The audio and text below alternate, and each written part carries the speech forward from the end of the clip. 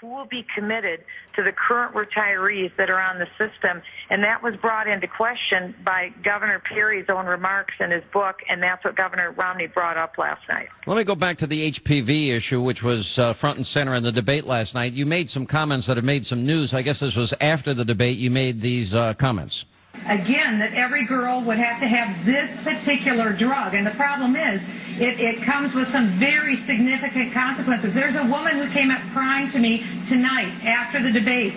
She said her daughter was given that vaccine. She told me her daughter suffered mental retardation as a result of that vaccine. There are very dangerous consequences. It's not good enough to take, quote, a mulligan where you want a do-over, not when you have little children's lives at risk.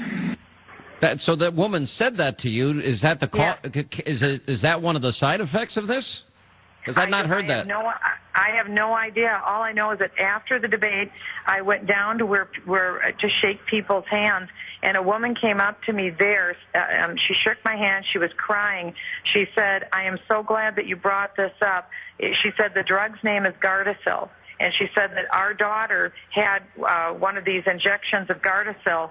She's never been the same. She's suffering with impacts of mental retardation. And she said that this is a very dangerous drug, and I'm glad that you brought this up and that you said this. I am not a doctor. I'm not a scientist. I'm not a physician. All I was doing is reporting what this woman told me last night at the debate. And as a mother, my husband and I have 5 biological children, 3 daughters, and we've raised 23 foster children in our home.